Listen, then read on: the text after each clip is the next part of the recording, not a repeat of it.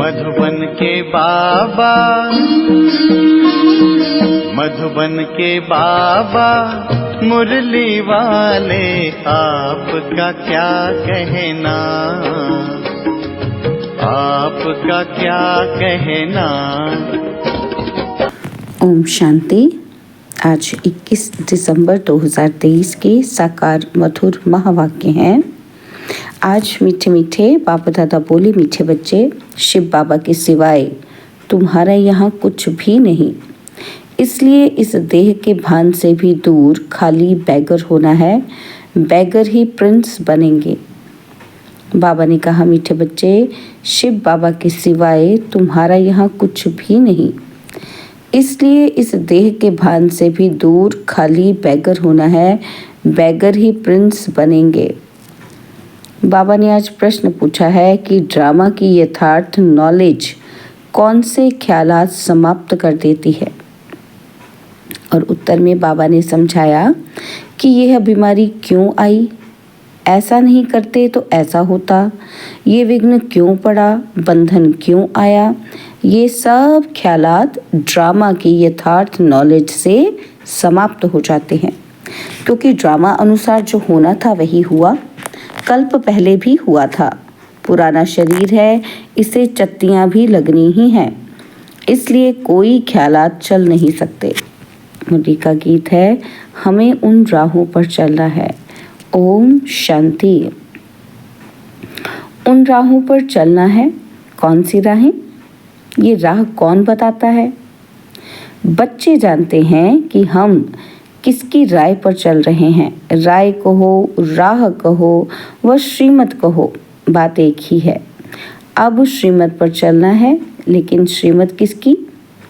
लिखा हुआ है श्रीमद् भगवत गीता, तो ज़रूर श्रीमत की तरफ हमारा बुद्धि योग जाएगा। अब तुम बच्चे किसकी याद में बैठे हो? अगर श्री कृष्ण कहते हो तो उनको वहाँ याद करना पड़े, और तुम बच्चे श्री कृष्ण को याद करते हो या नहीं? वर्षे के रूप में याद करते हैं। यह तो जानते हो कि हम प्रिंस बनेंगे, ऐसे तो नहीं कि जन्मते ही लक्ष्मी नारायण बनेंगे। बरोबर हम शिव बाबा को याद करते हैं, क्योंकि श्रीमत उनकी है। श्री कृष्ण भगवानुवाच कहने वाले श्री कृष्ण को याद करेंगे, परंतु कहाँ याद करेंगे? उनको तो याद किया जाता है बैकुंठ में।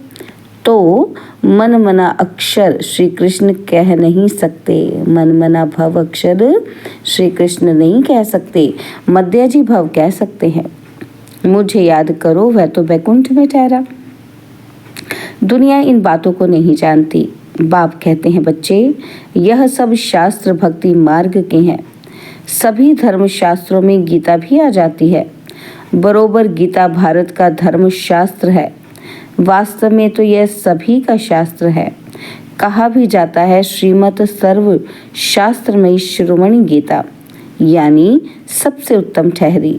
सभी से उत्तम है श्री बाबा, श्री श्री, श्रेष्ठ से श्रेष्ठ। श्री कृष्ण को श्री श्री नहीं कहेंगे, श्री श्री कृष्ण व श्री श्री राम नहीं कहेंगे, उनको सिर्फ श्री कहेंगे। श्रेष्ठ से श्रेष्ठ जो है वही आकर फिर श्रेष्ठ बनाते हैं। श्रेष्ठ से श्रेष्ठ है भगवान। श्री श्री अर्थात सभी से श्रेष्ठ। श्रेष्ठ का नाम बाला है। श्रेष्ठ तो ज़रूर देवी देवताओं को कहेंगे, जो अभी नहीं हैं। आजकल श्रेष्ठ किसको समझते हैं? अभी के लीडर्स आदि का कितना सम्मान करते हैं, परंतु उन्हें श्री तो कह ही नहीं सकते। महात्मा आदि को भी श्री अक्षर नहीं दे सकते। अभी तुमको ऊंचे से ऊंचे परमात्मा से ज्ञान मिल रहा है। सबसे ऊंचा है परमपिता परमात्मा, फिर है उनकी रचना, फिर रचना में ऊंचे से ऊंचे हैं ब्रह्मा, विष्णु, शंकर। यहाँ भी नंबरवार मर्तबे हैं। ऊंचे से ऊंचे प्रेसिडेंट, फिर प्राइम मिनिस्टर, यूनियन मिनिस्टर आदि आदि, है ना। तो बाप बैठ सृष्टि के आदि मध्य अंत का राज समझाते हैं। भगवान रचयिता है। अब रचयिता अक्षर कहने से मनुष्य पूछते हैं कि सृष्टि कैसे रची गई। इसलिए यह जरूर कहना पड़ता है कि त्रिमूर्ति शिव रचयिता है। वास्तव में रचयिता के बजाय रचवाने वाला कहना ठीक है। ब्रह्मा द्वारा दैवी कुल की स्थापना कराते हैं। ब्रह्मा द्वारा स्थापना किसकी? दैवी संप्रदाय की। शिव बाबा कहते हैं अभी तुम हो ब्रह्मा की ब्राह्मण संप्रदाय, वह है आसुरी संप्रदाय, और तुम हो ईश्वरीय संप्रदाय, फिर दैवी संप्रदाय बनेंगे। बाप ब्रह्मा द्वारा सभी वेद शास्त्रों का सार भी समझाते हैं। मनुष्य बहुत मूंझे हुए हैं, कितना माथा मारते हैं कि बर्थ कंट्रोल हो। बाप कहते हैं मैं आकर भारत की यह सर्विस कर रहा हूँ। यहाँ तो है ही तमो प्रधान मनुष्य, 10-12 बच्चे पैदा करते रहते। झाड़ वृद्धि को जरूर पाना ही है, पत्ते निकलते रहेंगे, इनको कोई कंट्रोल कर न सके। सत्युग में कंट्रोल है, एक बच्चा और एक बच्ची बस। यह बातें तुम बच्चे ही समझते हो, आगे चलाते रहेंगे, समझते रहेंगे। गाया भी हुआ है अतीन्द्रिय सुख गोप गोपियों से पूछो। यहाँ जब तुम सम्मुख सुनते हो तो सुख भासता है, और फिर धंधे धौरी में जाने से इतना सुख नहीं भासता। यहाँ तुमको त्रिकालदर्शी बनाया जाता है। त्रिकालदर्शी को स्वदर्शन चक्रधारी भी कहते हैं। मनुष्य कहते हैं फलाना महात्मा त्रिकालदर्शी था। तुम कहते हो बैकुंठ नाथ राधे कृष्ण को भी स्वदर्शन चक्र की व तीनों कालों की नॉलेज नहीं थी। कृष्ण तो सभी का प्यारा सत्यु का फर्स्ट प्रिंस है, परंतु मनुष्य ना समझने के कारण कह देते कि तुम श्री कृष्ण को भगवान नहीं मानते, इसलिए नास्तिक हो, और फिर विघ्न डालते हैं। अविनाशी ज्ञान यज्ञ में विघ्न पड़ते हैं, कन्याओं माताओं पर भी विघ्न आते हैं। बांधेलियाँ कितना सहन करती हैं, तो समझना चाहिए ड्रामा अनुसार हमारा पाठ ऐसा ही है। विघ्न पड़ गया, फिर ये ख्यालात नहीं चलना चाहिए कि ऐसे नहीं करते तो ऐसा नहीं होता, ऐसे नहीं करते तो बुखार नहीं आता।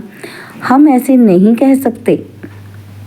ड्रामा अनुसार ये किया, कल्प पहले भी किया था, अब तब तकलीफ हुई। पुराने शरीर को चत्तियाँ भी लगनी ही है, अंत तक मरम्मत होती रहेगी। यह भी आत्मा का पुराना मकान है। आत्मा कहती है मैं भी बहुत पुरानी हूँ, कोई ताकत नहीं रही, और ताकत ना होने के कारण कमज़ोर आदमी दुख भोगते हैं। माया कमज़ोर को बहुत दुख देगी। हम भारतवासियों को बरोबर माया ने बहुत कमज़ोर किया है। हम बहुत ताकत वाले थे, फिर माया ने कमज़ोर बना दिया।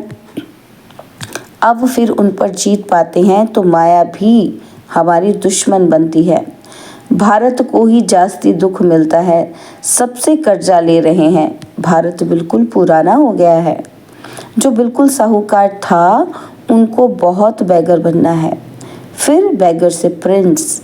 बाबा कहते इस शरीर के भान से भी दूर खाली हो जाओ, तुम्हारा यहाँ कुछ है ही नहीं, सिवाय एक शिव बाबा, दूसरा न कोई। तो तुमको बहुत बैकर बनना पड़े। युक्तियाँ भी बताते रहते हैं। जनक का मिसाल ग्रस्त व्यवहार में रहते कमल समान रहना है, श्रीमत पर चलना है, सब सरेंडर भी कर देना है। जनक ने सब कुछ दिया, फिर उनको कहा कि अपनी मलकियत तुम संभालो और ट्रस्टी होकर रहो। हरिश्चंद्र का भी दृष्टांत है। बाप समझाते हैं बच्चे, तुम अगर बीज नहीं बोएंगे तो तुम्हारा पद कम हो जाएगा। फॉलो फादर, तुम्हारे सामने ये दादा बैठा है, बिल्कुल ही शिव बाबा और शिव शक्तियों को ट्रस्टी बनाया। शिव बाबा थोड़ी बैठ संभालेंगे, यह अपने पर थोड़ी बलि चढ़ेगा। इनको माताओं पर बलि चढ़ना पड़े, माताओं को ही आगे करना है। बाप आकर ज्ञान अमृत का कलश माताओं को ही देते हैं कि मनुष्य को देवता बनाए। लक्ष्मी को नहीं दिया है। इस समय यह है जगत अम्बा, और सत्युग में होगी लक्ष्मी। जगत अम्बा का गीत कितना अच्छा बना हुआ है, उनकी बहुत मान्यता है। वह सौभाग्य विधाता कैसे है, उनको धन कहाँ से मिलता है? क्या ब्रह्मा से, कृष्ण से? नहीं, धन फिर भी मिलता है ज्ञान सागर से। ये बड़ी गुप्त बातें हैं ना। भगवानुवाच है सबके लिए। भगवान तो सबका है ना। सब धर्म वालों को कहते हैं मामेकम याद करो। भल शिव के पुजारी भी बहुत हैं, परंतु जानते कुछ भी नहीं। वह हुई भक्ति। अब तुमको ज्ञान कौन देते हैं? Most beloved father. Shri Krishna को ऐसे नहीं कहेंगे, उनको सत्युग का प्रिंस कहेंगे। भल श्री कृष्ण की पूजा करते हैं, परंतु ये ख्याल नहीं करते कि वे सत्युग का प्रिंस कैसे बना। आगे हम भी नहीं जानते थे, तुम बच्चे अब जानते हो। बरोबर हम फिर से प्रिंस प्रिंसेस बनेंगे, तब तो फिर बड़े होकर लक्ष्मी नारायण को वरेंगे ना। ये नॉलेज है ही भविष्य के लिए, इसका फल 21 जन्म के लिए मिलता है। कृष्ण के लिए नहीं कहेंगे कि वे वर्षा देते हैं, वर्षा बाप से मिलता है। शिव बाबा राजयोग सिखलाते हैं, ब्रह्मा के मुख से हजारों ब्राह्मण निकलते हैं, उनको ही ये शिक्षा मिलती है। सिर्फ तुम ब्राह्मण हो कल्प के संगम युग के, बाकी सारी सृष्टि है कलयुग की। वह सब कहेंगे अब हम कलयुग में हैं, तुम कहेंगे हम संगम पर हैं। ये बातें कहीं है ही नहीं, यह नई नई बातें दिल में रखनी है। मुख्य बात है बाप और वर्षे को याद करना। अगर पवित्र नहीं रहेंगे तो योग कभी भी नहीं लगेगा, लौ ही नहीं कहता, इसलिए इतना पद भी नहीं पा सकते। थोड़ा योग लगाने से भी स्वर्ग में तो जाएंगे। बाप कहते हैं अगर पवित्र नहीं बनेंगे तो मेरे पास आ नहीं सकेंगे। भल घर बैठे भी स्वर्ग में आ सकते हैं, अच्छा पद पा सकते हैं, परंतु तब जब योग में रहें, पवित्र रहें। पवित्रता बगैर योग लगेगा ही नहीं, माया लगाने ही नहीं देगी। सच्चे दिल पर साहिब राजी होगा। जो विकार में जाते रहते हैं, कहते हैं मैं शिव बाबा को याद करता हूँ, यह तो अपना दिल खुश करते हैं। मुख्य है पवित्रता। कहते हैं बर्थ कंट्रोल करो, बच्चे पैदा मत करो। ये तो है ही तमो प्रधान दुनिया। अभी बाबा बर्थ कंट्रोल करा रहे हैं। तुम हो सभी कुमार कुमारियाँ, तो विकार की बात नहीं। यहाँ तो विश्व पर बच्चियों को कितना सहन करना पड़ता है। बाबा कहते हैं बहुत परहेज रखनी है। यहाँ ऐसा तो कोई नहीं होगा जो शराब पीता होगा। बाप बच्चों से पूछते हैं, अगर झूठ बोलेंगे तो धर्मराज की कड़ी सजा भोगनी पड़ेगी। भगवान के आगे तो सच बोलना चाहिए। कोई जरा भी शराब किसी कारण से अथवा दवाई रीति से पीते हैं? कोई ने हाथ नहीं उठाया। तो यहाँ सच ज़रूर बोलना है। कोई भी भूल होती है तो फिर से लिखना चाहिए, बाबा मेरे से ये भूल हुई, माया ने थप्पड़ मार दिया। बाबा को तो बहुत लिखते भी हैं कि आज हमारे में क्रोध का भूत आ गया, थप्पड़ मार दिया। आपकी तो मत है थप्पड़ नहीं मारना चाहिए। यह तो सब झूठी बातें हैं। बच्चों को प्यार से शिक्षा देनी चाहिए, मार नहीं देनी चाहिए। भोजन बंद करना, मिठाई ना देना, ऐसे सुधारना चाहिए। थप्पड़ मारना क्रोध की निशानी हो जाती है। सो भी महात्मा पर क्रोध करते हैं। छोटे बच्चे महात्मा समान होते हैं ना, इसलिए थप्पड़ नहीं मारना चाहिए। गाली भी नहीं दे सकते। ऐसा कर्म नहीं करना चाहिए जो ख्याल में आए कि हमने यह विकर्म किया। अगर किया तो फौरन लिखना चाहिए कि बाबा हमसे ये भूल हुई, हमें क्षमा करो, आगे नहीं करेंगे। तौबा करते हैं ना, तो वहाँ भी धर्मराज सजा देते हैं तो तौबा करते हैं, आगे फिर नहीं करेंगे। बाबा बहुत प्यार से कहते हैं, लाडले सपूत बच्चे, प्यारे बच्चे, कभी झूठ नहीं बोलना, कदम कदम पर राय पूछना है। तुम्हारा पैसा अब लगता है भारत को स्वर्ग बनाने में, तो कौड़ी कौड़ी हीरे समान है। ऐसे नहीं कि हम कोई सन्यासियों आदि को दान पुण्य करते हैं। मनुष्य हॉस्पिटल अथवा कॉलेज आदि बनाते हैं तो क्या मिलता है? कॉलेज खोलने से दूसरे जन्म में विद्या अच्छी मिलेगी। धर्मशाला बनाने से महल मिलेगा। यहाँ तो तुमको जन्म जन्मांतर के लिए बाप से बेहद का सुख मिलता है, बेहद की आयु मिलती है। इससे बड़ी आयु और कोई धर्म वालों की नहीं होती। कम आयु भी यहाँ की गिनी जाती है। तो अब बेहद के बाप को चलते फिरते, उठते बैठते याद करेंगे, तब ही खुशी में रहेंगे। कोई भी तकलीफ हो तो पूछो।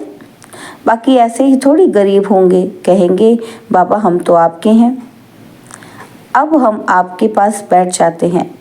ऐसे तो दुनिया में गरीब बहुत हैं, सब कहेंगे हमको मधुबन में रख लो। ऐसे तो लाखों इकट्ठे हो जाएं, यह भी कायदा नहीं। तुमको गृहस्थ व्यवहार में रहना है, यहाँ ऐसे रह नहीं सकते।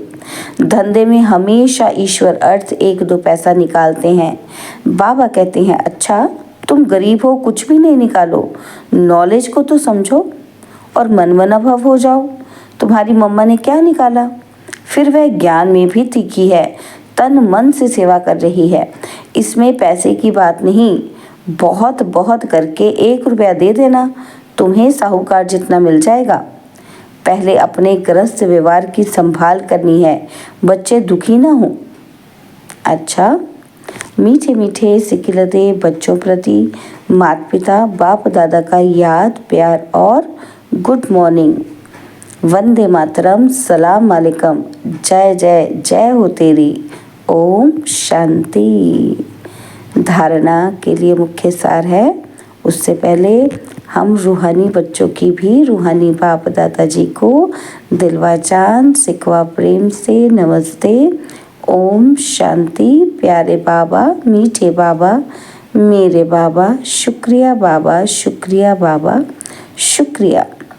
अब धारणा के लिए मुख्य सार सुनेंगे। पहला पॉइंट है, ऐसा कोई कर्म नहीं करना जिसके पीछे ख्याल चले तौबा तौबा करना पड़े। झूठ नहीं बोलना है, सच्चे पाप से सच्चा रहना है।